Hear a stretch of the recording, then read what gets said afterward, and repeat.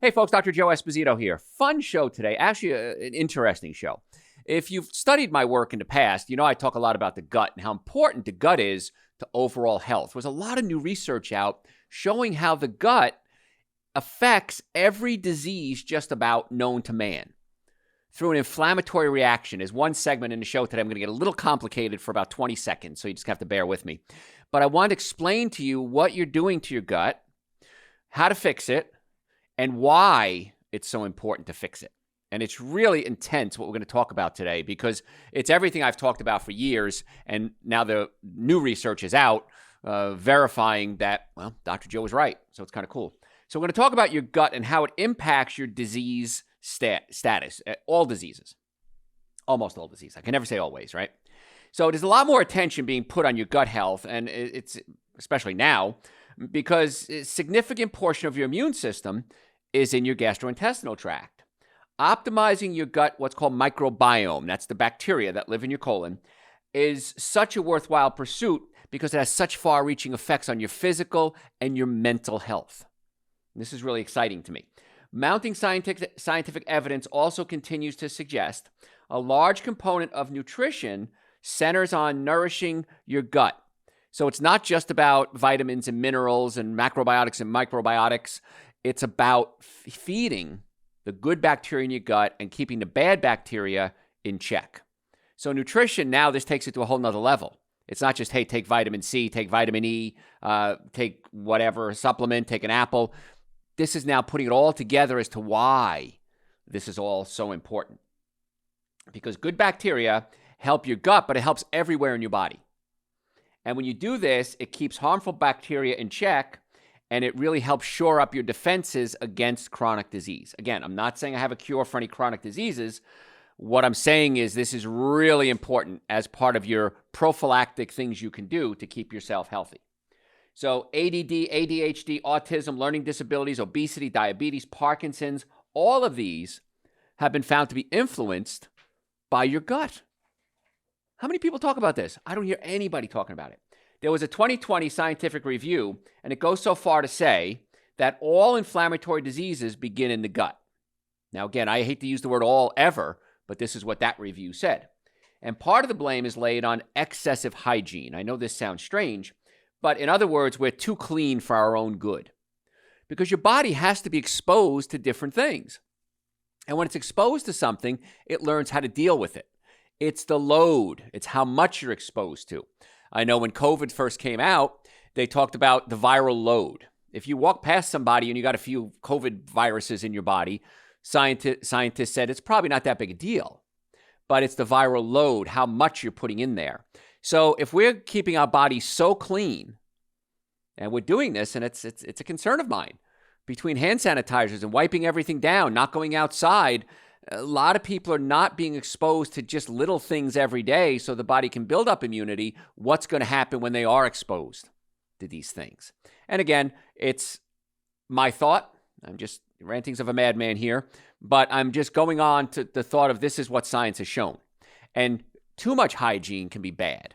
So what I want you to do is the best thing to do is get outside. When you're outside, if you're a gardener, if you want to pull weeds, don't spray, of course, glyphosate on your weeds, but pull weeds, work in the garden, get outside because good, healthy, organic soil has a lot of good bacteria in it. And you're going to get your body exposed to different things. So that's one of the things that I would recommend. I got a lot more to talk about. Let's say you live in an apartment, you can't do that. Don't worry, I got you covered. But this whole hygiene, excessive hygiene might backfire on us. So it's bacteria, not necessarily your genes, that rule your health destiny. Because people say, well, Dr. Joe, my father had high blood pressure, so I have high blood pressure. Dr. Joe, my father had heart disease or cancer, so I'm predisposed. You are absolutely right, but that doesn't mean you can't do things about it. And that's what I'm trying to teach you today. There are so many things that you can do to fight any genetic flaw you may have. And if you don't have it, that genetic predisposition, do it anyway. These are things you could do to keep your body healthy. We simply do not put enough, we don't have enough genes to have all the problems that we have. And so that's what the research is showing. There's got to be something outside the genes.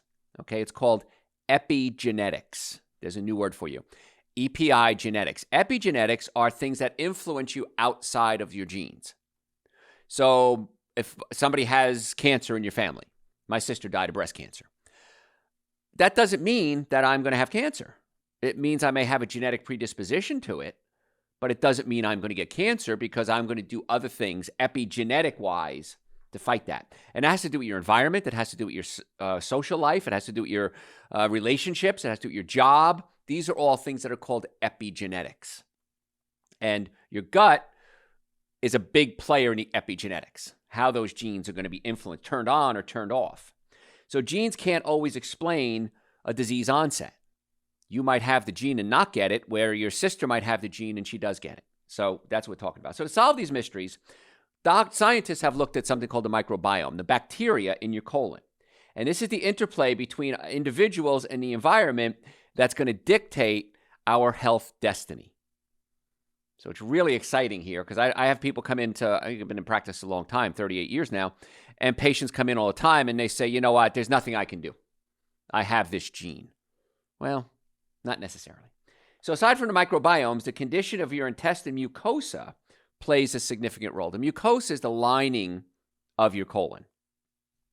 There's enormous mucosal interface. There's so much space because your colon is not a straight tube. It has bumps in it called rugae. And so if you look at your colon under a microscope, it's not just a straight tube like a pipe would be in your sink. It has these bumps in it. And these bumps are called rugae, and that increases your surface area. So you have a lot more area to absorb nutrients if you have these little bumps. So it's enormous how much we have. It's hard to see, of course, under a microscope, but it plays a pivotal role in the interaction between so many factors from surrounding your environment, the environmental surroundings, microorganisms, nutrients, pollutants, toxins, anything that comes in contact with your body. This mucosa, this lining of the colon wall, has to be kept healthy. And it does certain things to protect you. And sometimes it overreacts, and that's where we have the problem. So there's junctions in between these cells. And years ago, I remember when I went to school, we thought it was just always there. The junction was there, the space between the cells, and it didn't really change that much. Now, we know that's not the case. Something called zonulin, Z-O-N-U-L-I-N, it's a modulator of what's called intestinal permeability. Zonulin is a biomarker of your gut permeability, and it plays a role in chronic inflammation. Not necessarily all diseases, I feel, but a lot of them. What the heck does that mean? So zonulin opens up the spaces in between the cells in your colon to let things get into the body. Sometimes that's good. Sometimes the bad guys can get in. So imagine you got the brick wall in your colon. Just imagine that. And the brick wall has little gaps in it. And those gaps can become bigger or smaller, letting bad stuff into your blood system. The fancy word for that is called leaky gut syndrome. Now, when I went to school 100 years ago, we talked about leaky gut syndrome, and it was fringe. It was peripheral. Doctors didn't talk about it. No such thing. Your colon is just static. It doesn't change. Well, now, Dr. Joe was right column. Now, leaky gut syndrome is being taught, medical schools, doctors even in practice are learning it in postgraduate, and it's a big player when it comes to disease. And that's why the gut is so important to keep your body healthy, that permeability. So under normal circumstances, healthy gut is maintained, and your gut lining, when something comes in contact with it, called an antigen. Let's picture that as a bad guy, okay? The antigen comes in contact. There's no big reaction to it. The body deals with it, and it moves on. An imbalance in the number of the bad gut bacteria, we'll call it bacteria, keep it easy. That can cause excessive production of zonulin, which in turn makes the gut open up more. And as it opens up more, it can get more junk into the blood system. The bad guys can get in. So the two most powerful triggers of this zonulin, this chemical that opens up the blood, right? It opens up the vessels. If we can control the zonulin, we can control how much permeability the gut has. The two biggest factors, the two things that cause a release of this zonulin that opens up the blood vessels is bad bacteria and gluten. Now, I'm going to put this in the Dr. Joe was right column again. Gluten is a protein. It's found in wheat, barley, and rye. And this protein can cause reactions. Now, some people say, well, Dr. Joe, I can eat gluten. I don't have any problem with it. But you still may be having what's called a subclinical reaction. You may be having something that you might not notice that your sinuses are running, you have abdominal pain, but it's happening inside your gut. It's subclinical, below clinical standards or below being able to detect it. And so that can go on. And the reason zonulin is produced in response to bad bacteria, it helps flush out the bad bacteria by opening up these tight junctions. So bacteria overgrowth is an issue. The body's trying to get the bad bacteria out. So it opens it up, putting the bad bacteria into the body, not always the safest thing, but it's trying to stay alive. But why would it respond to gluten? Gluten, that doesn't make sense. I can understand too many bad bacteria. Let's clean it out. But what about something as simple as a piece of bread? The zonulin pathway, remember, zonulin is a molecule that's released in your body that opens up the junctures, the spaces in between your cells and your gut, and lets junk get in. I know I'm repeating myself, but I don't want to lose you. This is a little technical show here today. So what happens is zonulin the pathway misinterprets gluten as a bad bacteria. It has trouble distinguishing it. And that's why gluten triggers the zonulin release. Now, gluten's bad bacteria bad. But there's an herbicide or a chemical called glyphosate. It's a weed killer. That also triggers zonulin, and it's 10 times more potent than gluten. So you may see ads on TV now. If you've been exposed to glyphosate weed killer and you've developed whatever, I can't remember what it is, non-Hodgkin's lymphoma, whatever it is, call our law firm and we're suing the company that makes this stuff. Well, yeah, that's bad, but it's also an antibacterial. It can kill off the good bacteria in your colon, and now the research is showing it stimulates zonulin production, which opens up the gaps in between your cell walls in your gut, and that allows bad stuff to get into your body, the leaky gut syndrome. So please, don't use glyphosate. If you have to use glyphosate for some unknown reason, now there are chemical weed killers that are not, don't have the glyphosate in it. But if you want to kill weeds, a simple thing you can do is take vinegar, white vinegar, put in some salt, just plain old cheap table salt, the stuff you shouldn't be eating, and some dish soap. And you can spray that on your weeds and it'll kill the weeds. Now, it's not as powerful as the glyphosate, but it works really well. And it's perfectly safe. I mean, technically you could eat it if you wanted to. But it's much safer than glyphosate, especially if you have pets, if you have children, if you're out in the garden walking around or you're out on your lawn. Please make sure you're using safer chemicals. I don't want you using these bad chemicals like glyphosate. You've heard me talk about this before. It's so bad.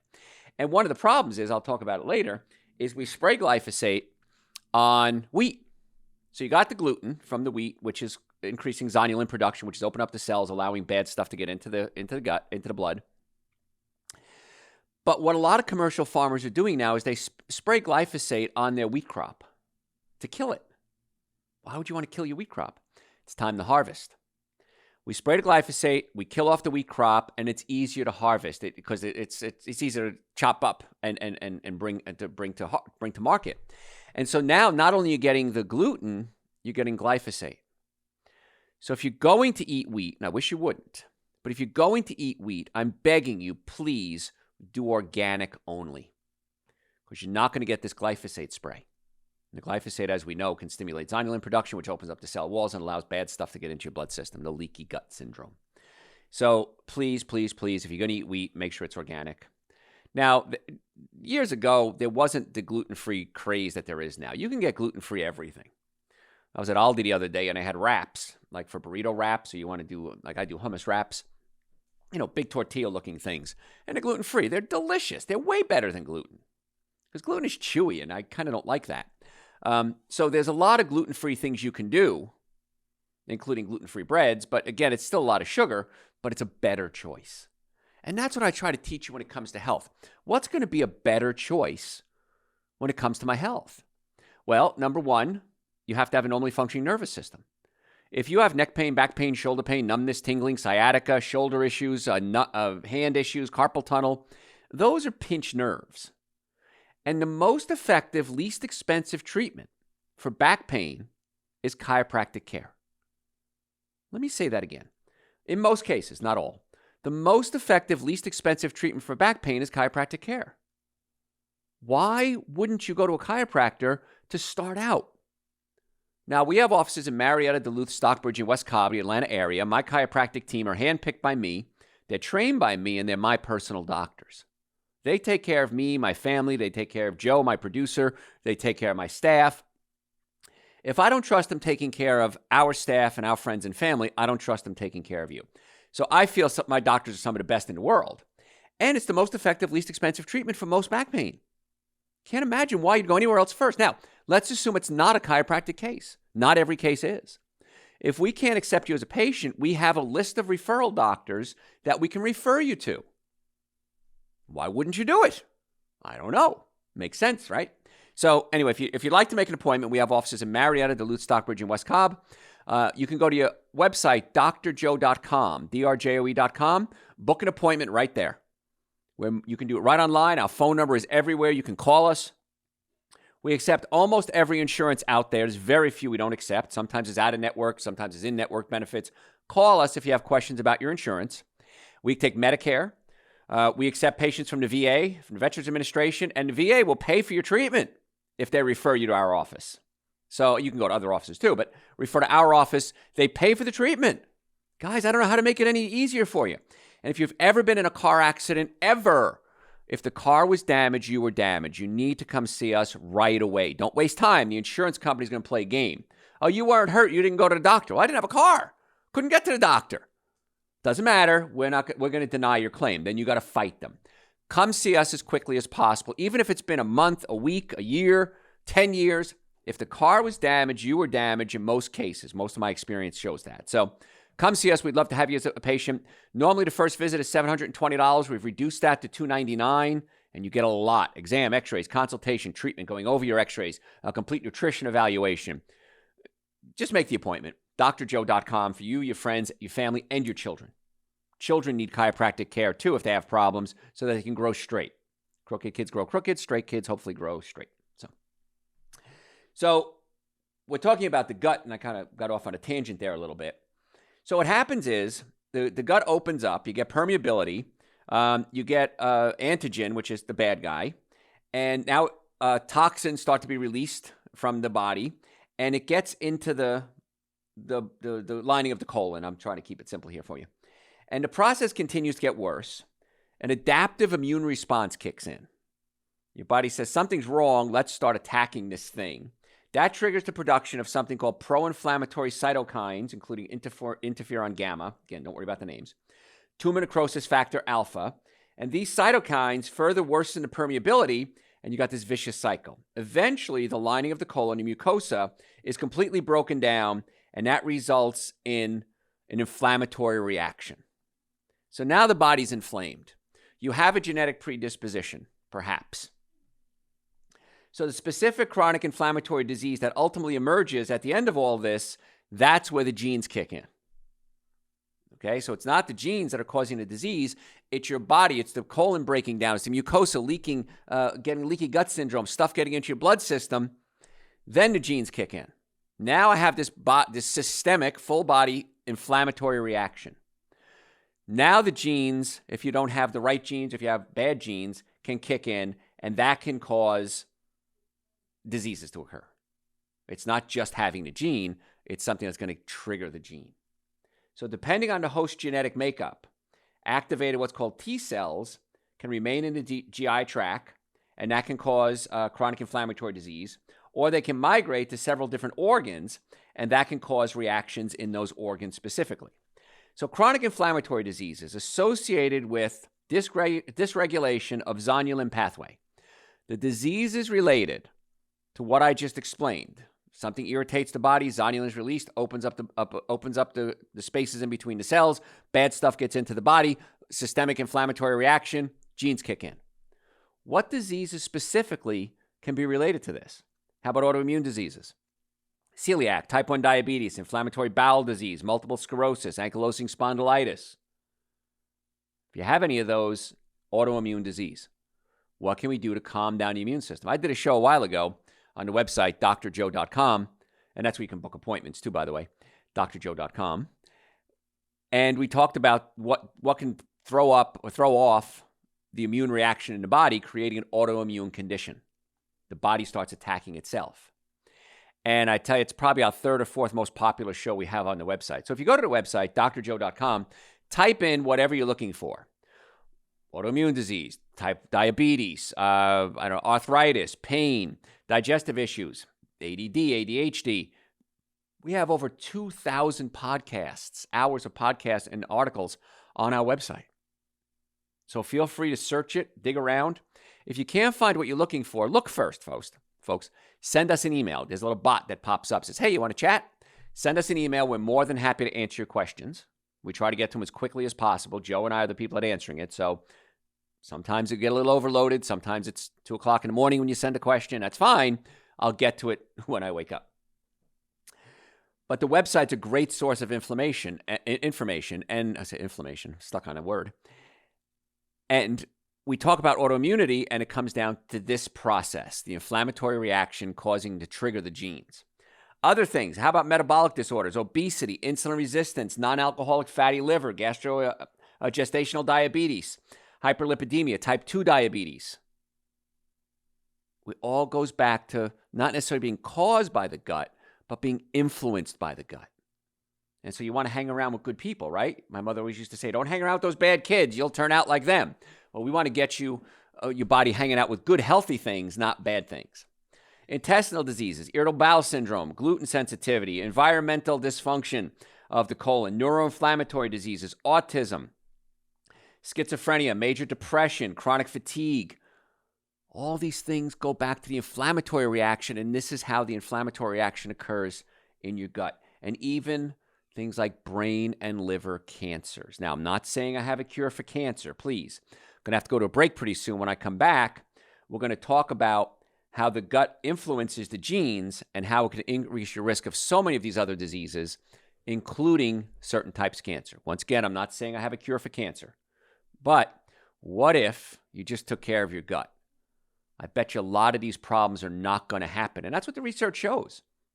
It's not something I just made up one day sitting around. This is what the research is showing now, how we got to go back to the gut to heal it, to get the body to heal as part of a healthy protocol. If you have pain, that may not be a gut issue. It might be a pinched nerve. Chiropractic, again, most effective, least expensive treatment for most back pain. Come see us.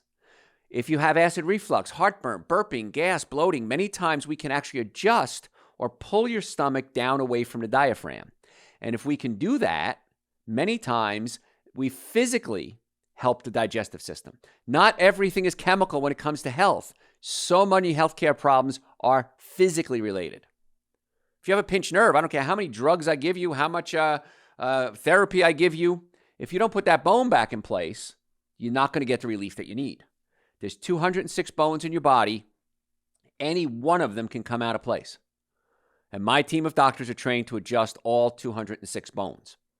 You're in good, in my opinion, you're in great hands when you come see us as a patient.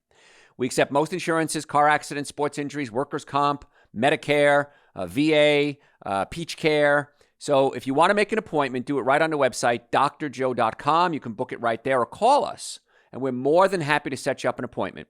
Folks, I'm Dr. Joe Esposito, the website, drjoe.com. Follow us on social media, at Dr. Joe Esposito. We'll be right back.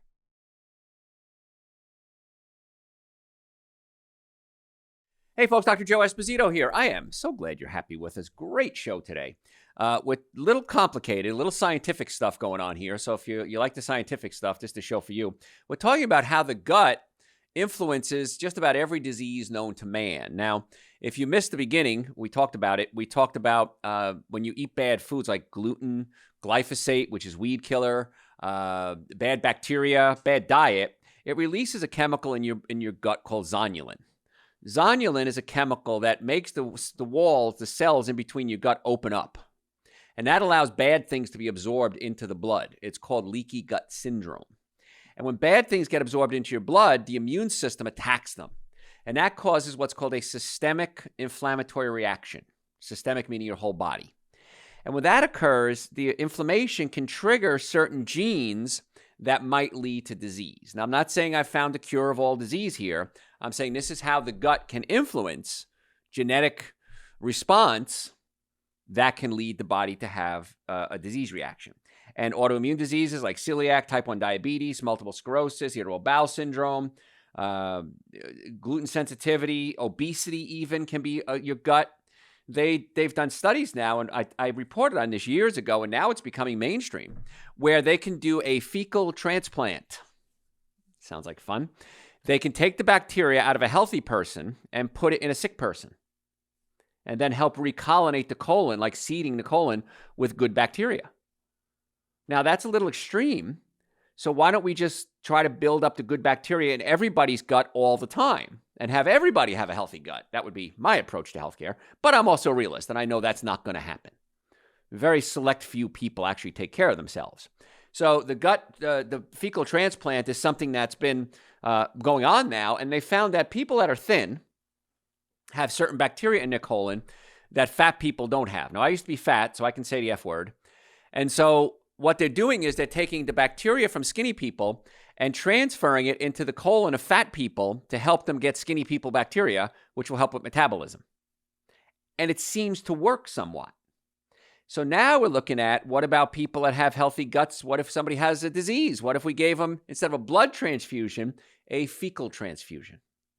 And the research is coming up strong, and it seems pretty positive, actually, which is kind of weird. But my goal would be, instead of having somebody else's fecal matter put in my colon, what if I had the healthy colon and I could donate the good bacteria to other people? I like giving blood. I donate blood every chance I can. And I like the way it makes me feel. I feel good about it. I don't know. I just have a good day after I donate blood. But I also figure somebody who's scoring a pint of my blood is going to score. They're going to hit the lottery. And I have no problem. It's a selfless act. I have no idea who's going to get it. I don't get paid for it. I know American Red Cross sells the blood. They make money off it, but that's not my problem. That's whatever they want to do. I don't mind giving the blood. It's pretty cool. They gave me a t-shirt last time. Woohoo. But I like giving blood because I figure I got good stuff to give. And so who knows? Maybe fecal transplants will be a thing in your future for everyone. So we're talking about how the gut and the bacteria, we talked about how it opens up the cell walls. Now, I mentioned cancer at the end. Now, again, I'm not saying I have a cure for cancer, but the inclusion of cancer on the list might seem odd. But some researchers believe that gut microbiome, the bacteria in your colon, may actually end up being a game changer in cancer prevention and treatment. Not only have gut bacteria been shown to influence gene expression, how the genes react, turning some genes on and some genes off, but published in 2018, they found that gut microbes, microbiome, the microbes, actually control anti-tumor immune responses in your liver, and that antibiotics can also alter the composition of the immune cells in your liver, triggering growth. So antibiotic, anti meaning what? Against. Biotic meaning life. Probiotic, in favor of life. So probiotics are really kind of coming front and center when it comes to healthcare now. When years ago, I remember when I was a kid, Dr. Waltman was my medical doctor in Hoboken, New Jersey, and he would give us antibiotics for everything. As you had an itch, antibiotics. You had a cut, antibiotic. Whatever it was, antibiotics. Never was the term probiotic, I don't even know if it existed at the time, but it was never mentioned. So that really messed up everybody's colon back in the 60s and 70s. Now we're finding if you take antibiotics, the doctors will usually say, take a probiotic. It may not be as inclusive as I'd like the suggestion to be, but at least we're going in the right direction. So probiotics, good things. Antibiotics can kill off the good bacteria as well as the bad, and that can lead now to certain types of tumor growth. So certain gut bacteria promote inflammation, and that's the underlying factor in virtually all cancers, whereas other bacteria can suppress it. So the presence of certain gut bacteria has been shown to boost the patient's response to anti-cancer drugs. I'm going to say that statement again. Certain bacteria have been shown to boost the patient's response to anti-cancer drugs. So now we're combining the holistic, healthy world with the allopathic medical world and saying, if we're taking anti-cancer drugs, what if we also build up the colon? What if we build up the immune system in that patient?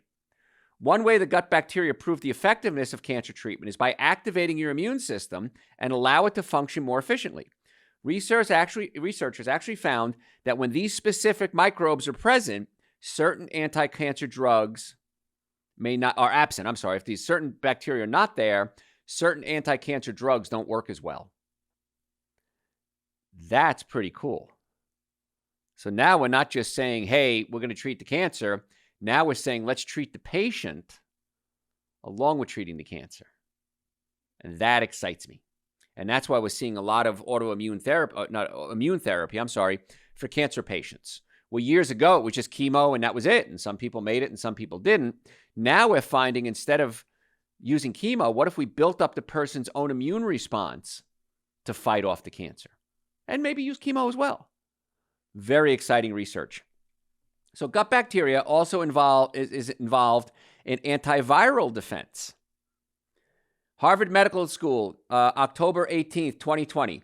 For the first time, Harvard medical researchers have identified a specific population of gut microbes that modulate both localized and systemic immune responses that ward off viral invaders. There are bacteria in your gut that can fight off viruses. The work pinpoints a group of gut microbes and a specific species within that group that causes immune cells to release virus-repelling chemicals known as type 1 interferons.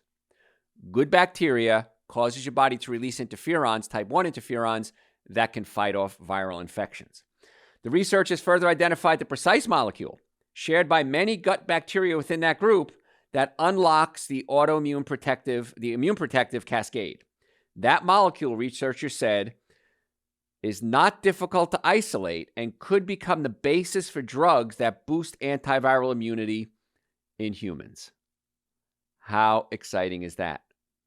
Drugs, microbes, that would stimulate the immune response to produce type 1 interferon that can kill cancer cells. It's pretty neat stuff.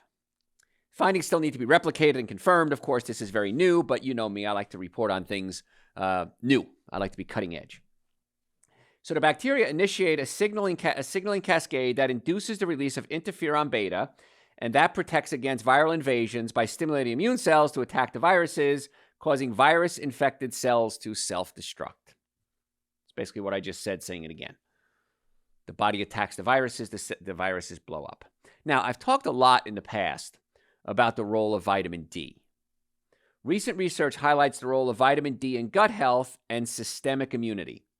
Systemic means your whole body. An article published January 21st, 2020 in Frontiers in Immunology states, the autoimmune diseases tend to share a predisposition for vitamin D deficiency. Autoimmune diseases tend to share a predisposition for vitamin D deficiency, which alters the microbiome and the integrity of the gut epithelial layer. It's exactly what we've been talking about. Vitamin D, people that have autoimmune diseases seem to have lower vitamin D levels.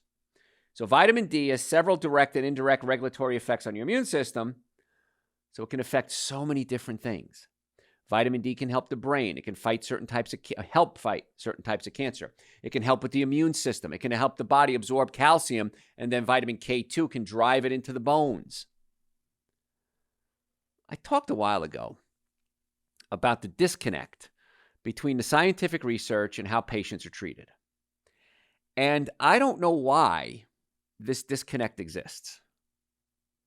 Now, granted, I'm a bit of a nerd, and I research constantly, so I know a lot of doctors don't know this stuff. A lot of doctors listen to my shows, and I've heard from colleges and grammar schools and high schools, they ask permission to air my shows in school as teaching aids. Major universities take my shows that I do just for the public, and they use it as teaching aids in graduate and postgraduate work for doctors, for researchers. It's pretty darn cool. You get it every day if you want to. On our website, drjoe.com, we have over about 2,000 hours of podcast, audio, and video.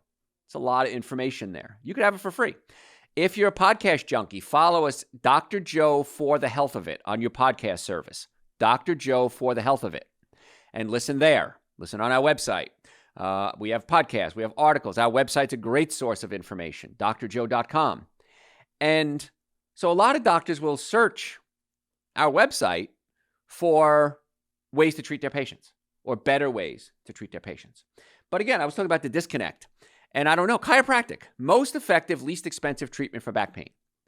Most effective, least expensive treatment for back pain. Now, the VA is sending patients to us because they realize it's very effective in many back pain patients. Insurance companies, some of them are actually requiring you to get chiropractic care before you even consider surgery, which is great. It's covered by almost all insurances. We accept almost every insurance out there. Medicare, Peach Care, which are, forms of Medicaid.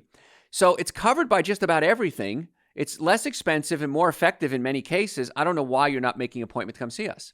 There's a disconnect between the research and how people are being treated. And I hope someday in my lifetime we see it, that if you have back pain, you got to go to your chiropractor first, get an evaluation, and the quality doctors will be able to say, yes, you're a chiropractic case, or no, you're not. Let's send you to a physical therapist, an orthopedist, a neurologist, a neurosurgeon, psychiatrist.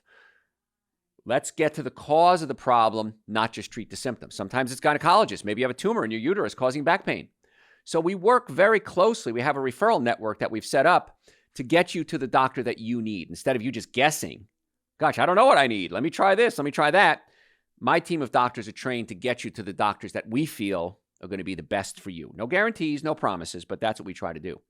So there's a major disconnect. The research on nutrition, gluten we just talked about. We talked about bad bacteria, probiotics, prebiotics. The research is there. Many doctors don't even know it's there, though. And that's what we're trying to do, is teach the doctors that it's out there and teach you. So if you do want to make an appointment, go to our website, drjoe.com. We have offices in Marietta, Duluth, Stockbridge, and West Cobb.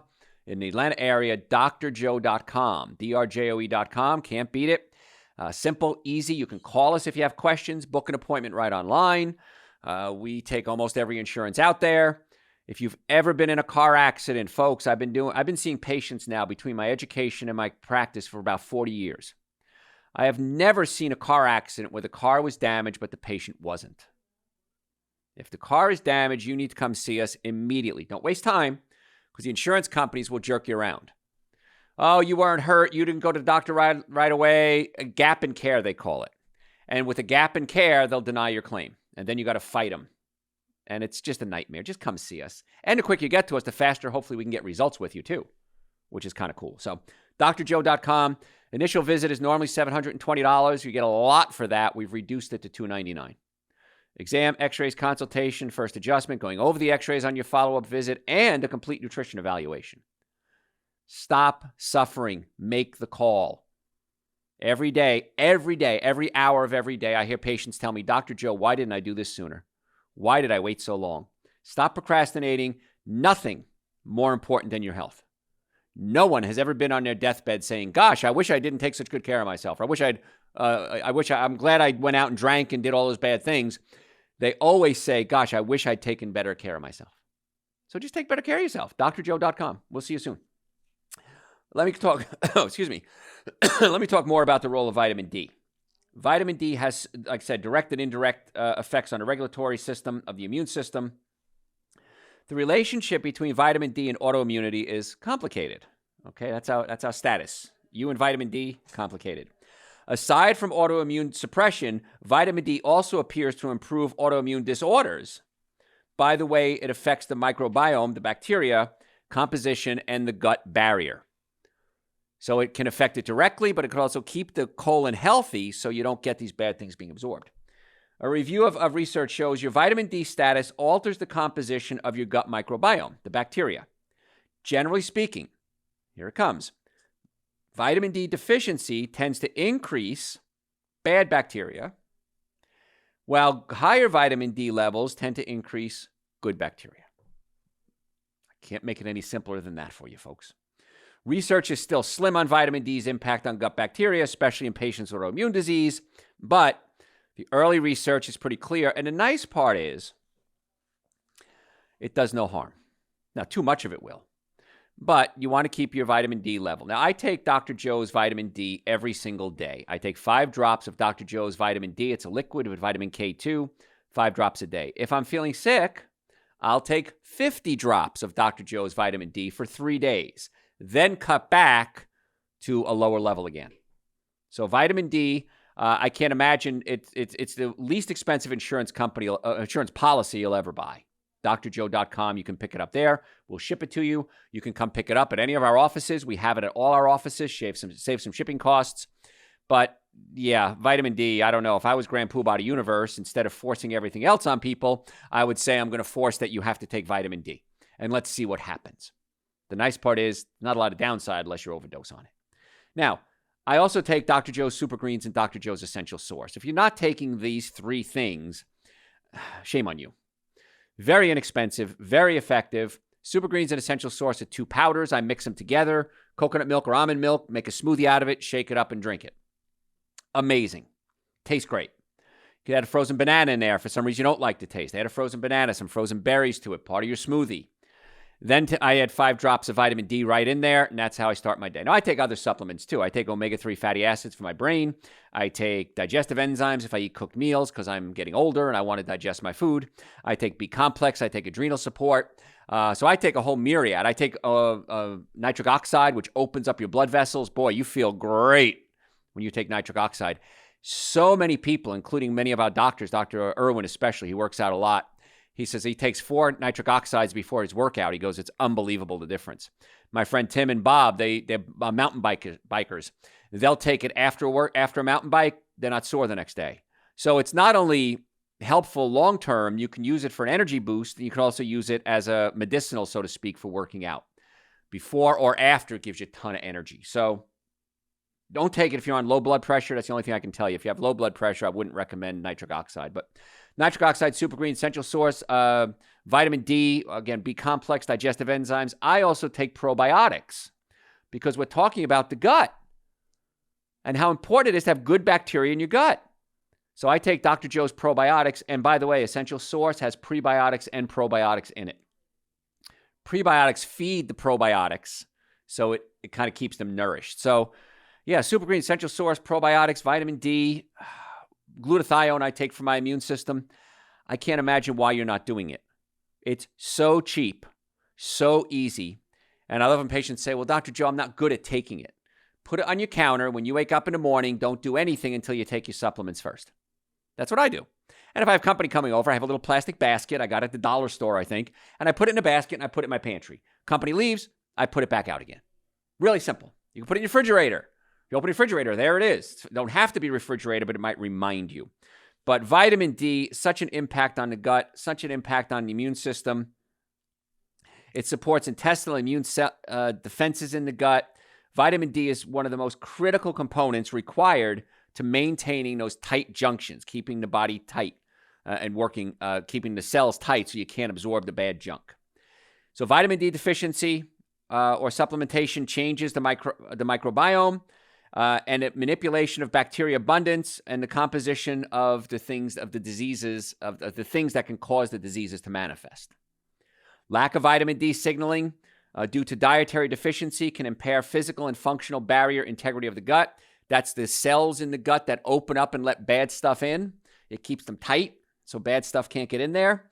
And it allows bacterial interactions to either stimulate or inhibit the immune response. And your innate immunological defense may be compromised if you're vitamin D deficient. Can I make it any easier? I don't think so. So all this information drives home an important point. Reseeding your gut with beneficial bacteria can keep these bad microbes in check and optimize your vitamin D levels, can help prevent or avoid leaky gut syndrome. Stay away from wheat, stay away from dairy, because dairy has casein, which acts similar to gluten in the body. So stay away from the things that cause the inflammatory reaction, pesticides as well. Eat as much organic food as possible. Now, I don't eat 100% organic, but the less I eat of non-organic, the better off I'm going to be.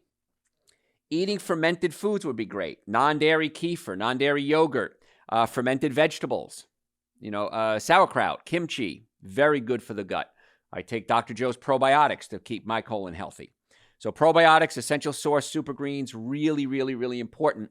And vitamin D for this talk about the health and the permeability of the gut. Now, antibiotics, indiscriminately kill good bacteria as well as bad bacteria.